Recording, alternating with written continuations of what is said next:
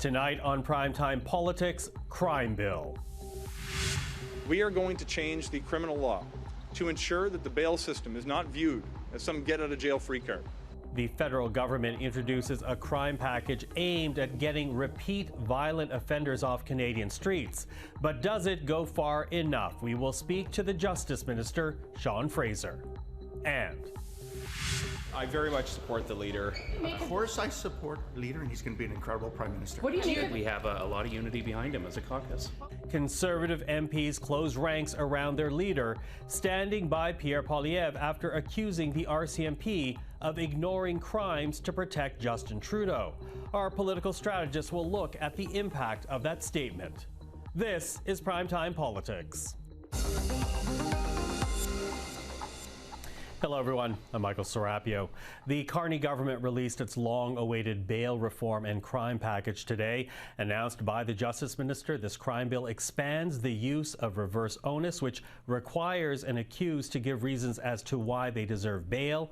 It also creates requirements for weapons bans, outlines crimes that would require incarceration instead of house arrest, and crimes that would require consecutive sentences instead of a single concurrent sentence. Now, the government says this bill will get repeat violent offenders off the street, but the opposition says it still falls short. Today's bill does not get rid of liberal bail, and that means that there will be a lot of very serious and rampant offenders who will once again be released into our streets, often within hours of their most recent arrest. The police have said again and again, we have to scrap liberal bail, get rid of the principle of restraint, so that if you are a rampant offender and you're newly arrested, it should be presumed that you're automatically staying behind bars until either you are acquitted or your sentence is complete. That is the only way we're going to end the rampaging crime that the Liberals have unleashed over the last 10 years. Well, with more on the crime package and bail reforms introduced today, we're now joined by the Justice Minister and the Attorney General of Canada, Sean Fraser. Minister, thank you for being here. Thank you so much for having me. So listen, let's begin with what we just heard from Pierre Poilievre, because he essentially criticizes this bill for leaving in place, leaving untouched this principle of restraint, and essentially that's the legal principle that says that you should use the least severe measure to deal and to figure out things like releasing an accused or sentencing. Why did you not address that principle and do away with it altogether? Well, first, I think it is essential to point out what this bill does do. It makes it harder for people to be released in the community if they are a violent repeat offender, and if you've committed a serious crime, you're going to face stiffer penalties as a result of the law we put in place.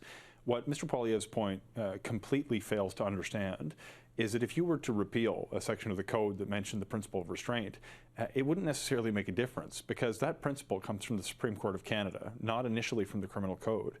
If we want to have an impact on how that principle is interpreted, we should actually clarify what it means in the code. So we've taken the approach of actually explaining that the principle of restraint is not some get-out-of-jail-free card. Instead, it's going to mandate that someone actually be detained if the court is not satisfied that they can protect public safety if the person is released. This is a more responsible approach, and frankly, it reflects a lot of the feedback that we've heard from law enforcement, from provinces, both of whom have endorsed this bill after it's become public earlier today. Okay, and what you are leaning in on is this reverse onus, for one, which essentially takes away from the Crown the obligation to prove why a person should not get bail, puts it on the accused to make the arguments as to why they deserve bail. At the end of the day, will that, do you believe, keep more people in custody, in particular repeat and violent offenders?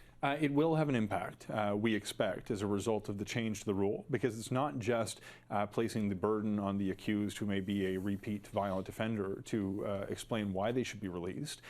It's also, we've accepted a recommendation, worked very closely with my counterpart in Ontario, Attorney General Doug Downey, to introduce an additional factor that would require that person actually present credible information that clearly demonstrates how the public safety imperative could be protected if they are released. We do anticipate this is going to make it more difficult for violent repeat offenders to be released into community, certainly. Okay, now part of this is to prove to the Canadian public on behalf of your government that you are serious about crime, serious about making Canadian streets safe again. So if you're already expanding reverse onus to things like violent auto theft, repeat violent offenders, organized retail theft, human trafficking, sexual assault, and extortion involving violence, why not just apply reverse onus on everything across the board? Well, we wanted to start with some of the most serious offenses, and there are some reverse onuses that pre-existed this particular bill that exists within the criminal code. But we wanted to target the offenses that we heard were the biggest priority items for our partners who either work within the system or who have a responsibility to manage the system. Law enforcement has been pretty clear with us that we needed to embrace reverse onuses for certain kinds of the offenses that you've seen. Provincial governments who are closer to the administration of justice, given their responsibility for bail hearings, the administration of provincial courts, etc., have asked specifically for certain of these offenses to be included. When the people who work in the system and who manage the system tell you there are changes that need to be made to promote public safety, we would do well to listen to them. This has been one of the most collaborative exercises that I've been involved with in 10 years in politics, and I believe that level of collaboration has strengthened the final product that we've tabled in the House earlier today. Okay, you use the word collaboration, and in the release that was given out by your ministry, you note the fact that these changes to the criminal code will only really be effective if provincial and territorial jurisdictions, governments do their part. What are you referencing there? Like a sufficient number of provincial judges, enough jails and holding cells in the provinces and territories? What exactly do you mean by that? So let me start by saying this is not some exercise in pointing fingers. The provinces get it. They have been on this. They are great partners to work with. In the meeting that we had in Alberta last week with every province's justice and public safety ministers, really signaled to me that we all want to pull in the same direction and have a Team Canada approach.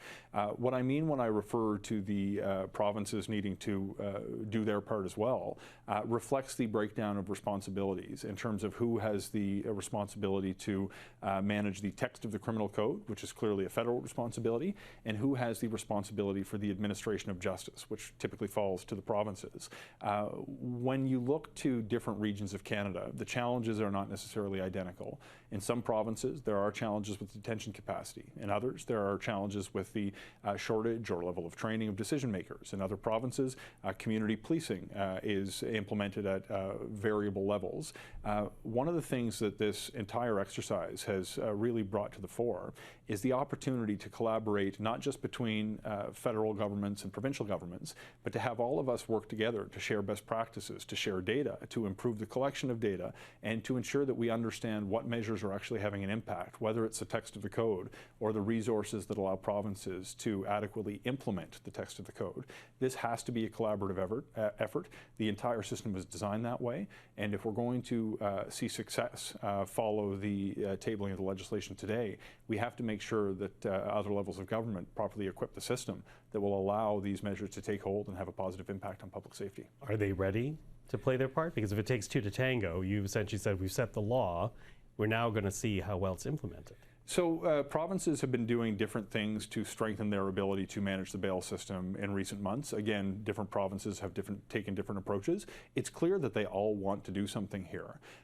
This is going to demand continued and unrelenting focus on adequately resourcing the system if they want to see results from the changes that we made today in terms of how it impacts communities. Typically, when you have changes, you see the results improve over a period of time. As you have new laws in effect, you understand the implications of those laws, and we'll need to continue to iterate, potentially at a federal level with future amendments to the criminal code. We have more coming this fall, but also at a provincial level to ensure that they can manage and shift those resources appropriately to respond to different pressure points in the system. And what type of support is your government willing to give to the provinces and territories to make sure they can do that? And I wonder, is that information, is that education, is that funding? So it started with responding to the feedback that they participate in the process of identifying potential changes to the criminal code. Today, I think will be a reflection of that extraordinary collaborative effort that we engaged on provinces and with law enforcement to develop. What comes next will be the source of much discussion between our counterparts. Having met with my counterparts last week in Alberta, it's very clear that there is a joint desire to work on some sort of a framework to improve community safety more broadly. There are areas of federal jurisdiction that are at play. We want to start there. We want to make sure we clean up our own backyard before we start telling everybody else what they need to do. We started today with the criminal code reforms. There are ongoing conversations about the complement of judges that engages federal responsibilities. There may be areas where we can help inspire collaboration as between provinces or as between the federal and provincial governments. But there's no question, this is not purely for the federal government to solve. It's for us to be a good partner and to work with the provinces to understand what their needs are, but it's also for provinces to make sure that they adequately resource the system that they have the responsibility to manage. And we're going to continue to be a good partner. So more to come. Obviously, and always. Sean Fraser, thank you for the time. Thank you so much. Well, let's talk a bit more about this bail package from the Liberal government. Bring in our strategist panel. Susan Smith is a Liberal strategist, principal and co-founder at Blue Sky Strategy Group. Cole Hogan is a Conservative strategist. Hello to both of you. Hi, Michael. Hello. So listen, I'm going to begin by stating the fact that we have seen Mark Carney, since becoming Prime Minister, introduce, a whole host of things to try to tackle crime. But when it comes to bail, this really is, in the public eye, has been a Conservative issue. So much so, the Conservative leader was campaigning on bail during the federal election campaign. And now we have this bill being introduced by the government itself. Is this enough to convince Canadians that the government is taking the issue of bail and repeat offenders, violent offenders, seriously enough to meet the public concern, Susan? I think it is. I mean, what do governments do? They can legislate. They can change the laws to make things tougher. So that's what Minister Fraser has introduced today. Stricter bail laws, tougher sentencing laws, 80 changes to the criminal code that will deal with repeat offenders, violent offenders, adjust things with youth, and do reverse onus in some cases. So instead of proving why you should get out, you have to prove why you should stay, or instead why you should be getting bail. You have to, it's reversed on that. So I think it will make a difference. There are provisions around car theft, repeat offenders, domestic violence, violence against youth, issues with law enforcement and other first responders. So this is what Canadians want to see, and this is the government's job, is to bring in legislation like this. It will go through Parliament, it will be tested and debated, but I think the Prime Minister was listening, and last night, even in his speech at Ottawa U to the students, he referred to safer communities and taking control, and this very much responds to that. Mm-hmm. Cole, what do you think? Because, at this point, the Conservatives are taking a bit more time to delve deeper into the bill before giving it a bit more of a, I guess, criticism, a post-mortem. Where will the party find fault with this bill, do you think? Well, I think there's a few things at play here. First, it's commendable for the Liberals to take action on making bail harder to get. The previous measures that we've seen them introduce, I think they've introduced or announced 4, 5, or 6 times. The 1,000 extra RCMP officers, I think that's a good move. I think if you look at downtown Canada across the country, you see the need for that, and I don't think the Conservatives will oppose that. In terms of the reverse onus policy that Susan mentioned, that's something that's already in place for violent offenders, because, how many more stories do we need to hear about innocent Canadians being attacked by violent repeat offenders who were just out on bail? And I think, to the government's credit, making bail harder to get is the first step towards addressing this real serious issue.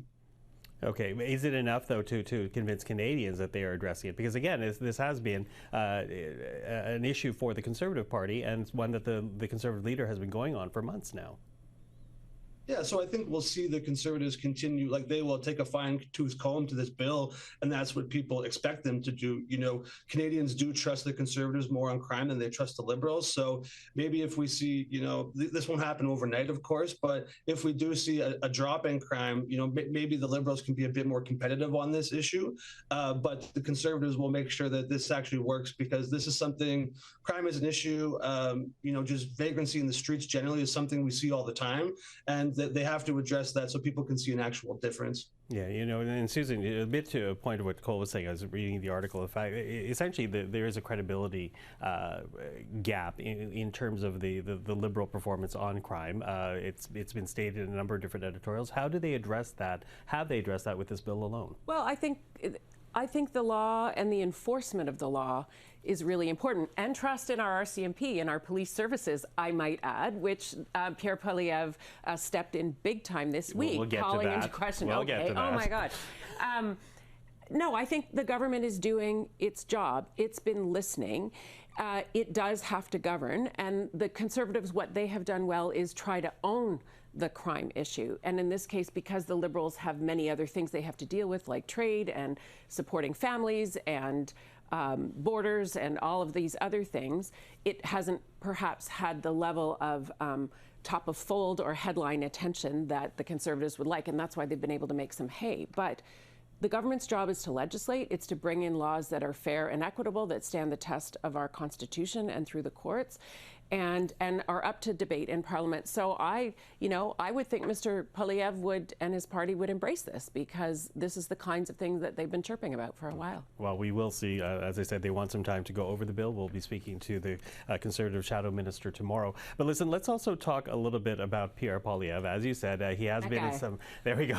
He has been in somewhat hot water this week. The Conservative leader, as well as his caucus, been asked numerous times to answer questions about an interview that Pierre Poilievre gave recently, an interview in which he described the leadership of the RCMP as despicable, accused the leadership of the RCMP of covering up potential crimes involving former Prime Minister Justin Trudeau. Take a listen right now to a bit of that interview with Pierre Poilievre. Many of the scandals of the Trudeau era should have been involved jail time. I mean, Trudeau broke the criminal code when he took a free vacation from someone with whom he had government business. It's just like, it's right there in the criminal code. If the RCMP had been doing its job and not covering up for him, then he would have been criminally charged. And then again, he probably violated the criminal code in the SNC-Lavalin scandal. These would normally have led to criminal charges, but of course the RCMP covered it all up, and the leadership of the RCMP is just frankly just despicable when it comes to enforcing laws against the Liberal government. Okay, you're already reacting just listening to this. I want to hear what Cole has to say. Well, listen, I will begin then with Cole, since Susan's looking at you right now. You know, how do you think this comment has affected the Conservative leader? Well, I can tell you what I think isn't going to happen. I don't think there's actually any credible challenge to Poilievre's leadership, whether it's the unsubstantiated rumors of a potential floor crossing or the potential problem for Pierre to face any sort of, no or negative vote during the leadership race. That's not going to happen. In particular, I think obviously the Conservative leader could have picked a different way to make his points, and we've seen some correction to his comments. But there's been some more commentary at large amongst Conservatives.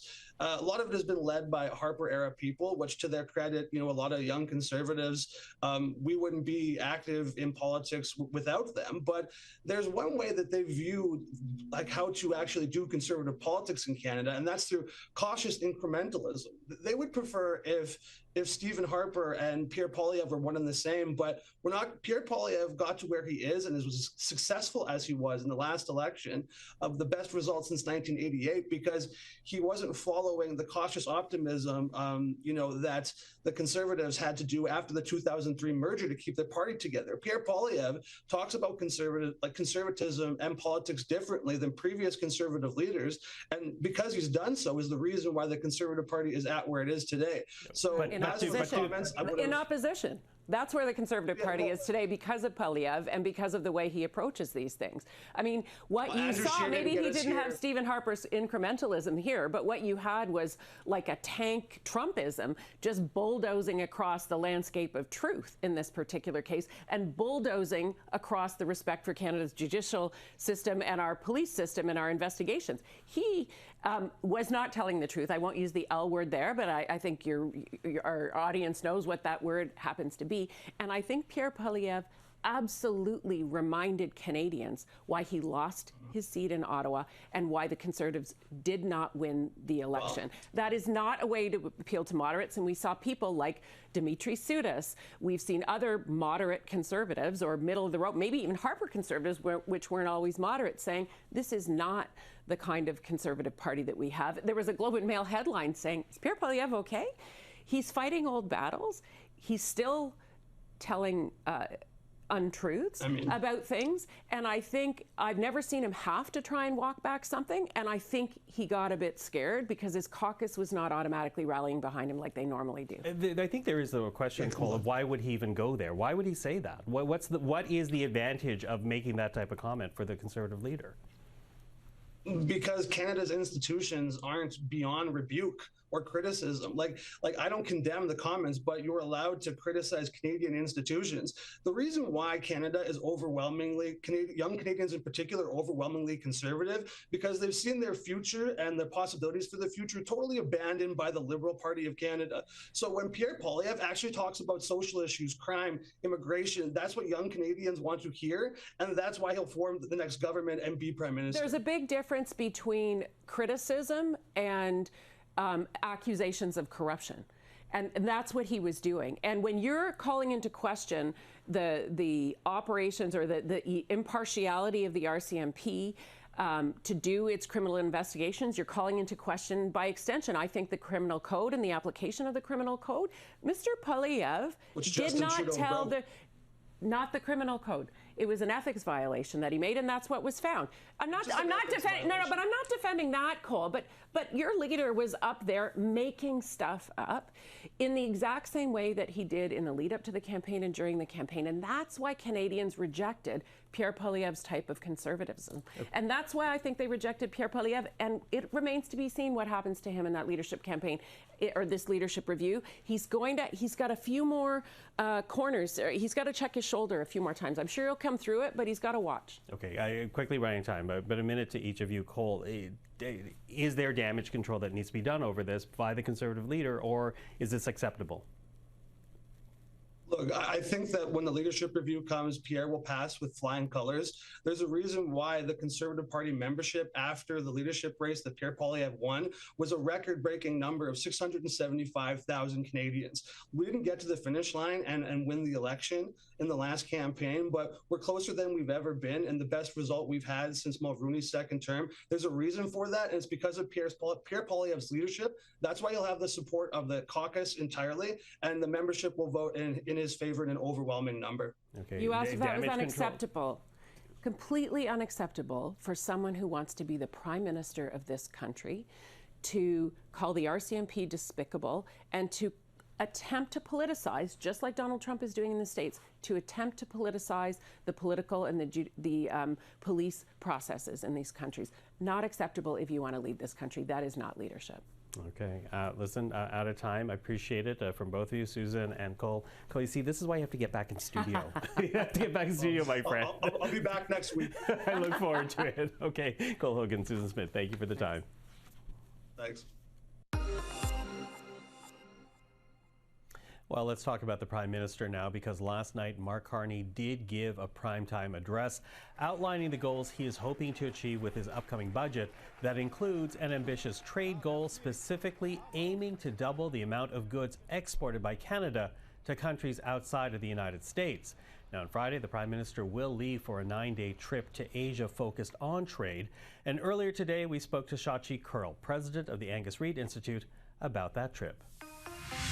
So you've been doing some polling looking into Canadian attitudes when it comes to expanding trade with Asia. And I'll say that we'll get to China and India in a bit, but I wanted to begin with a poll your firm released this afternoon. It focuses in on the Indo-Pacific countries, Southeast Asia, ahead of the ASEAN meeting. And even though Canada is looking for new markets, you know, when you look at the actual ASEAN countries, represented on this graph by Thailand and the Philippines, there seems to be less enthusiasm for seeking trade with ASEAN countries. What's behind that?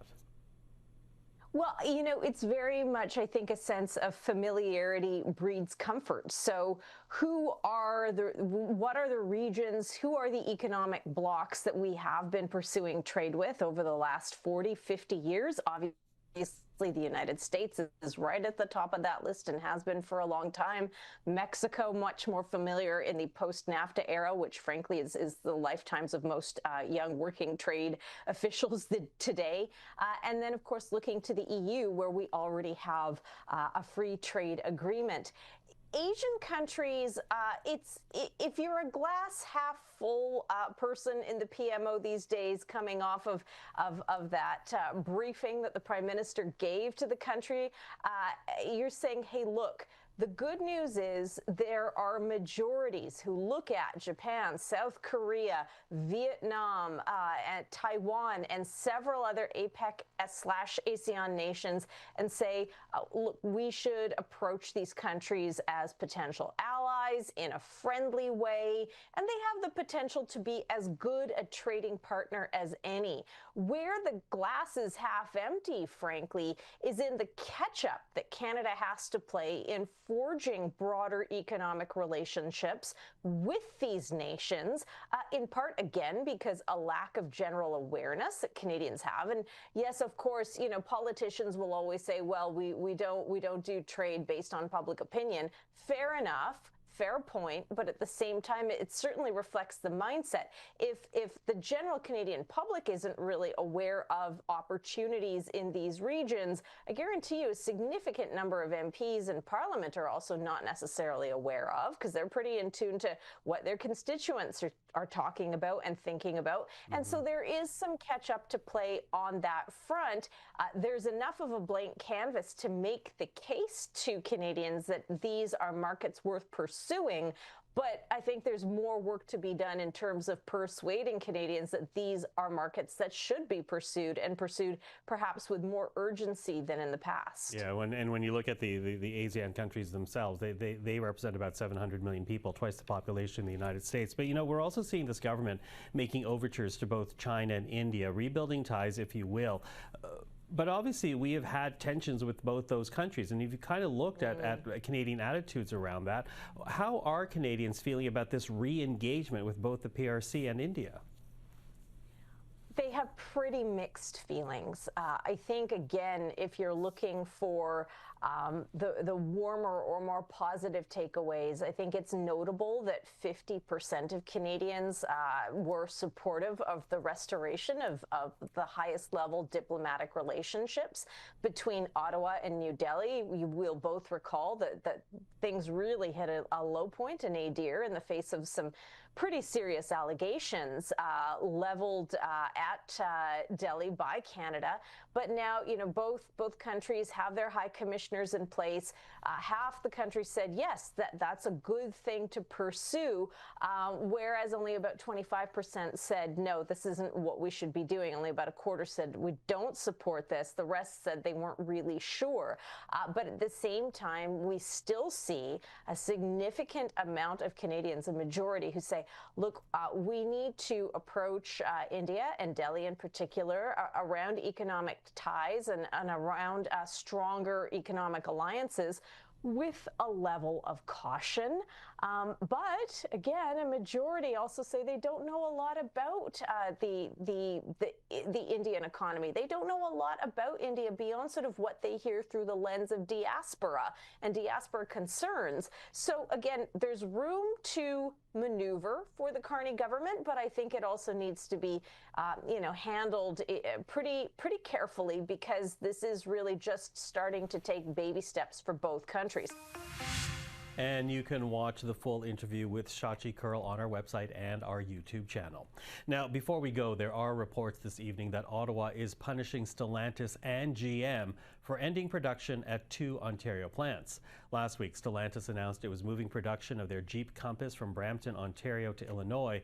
And this week, GM killed production of an EV van in Ingersoll, Ontario.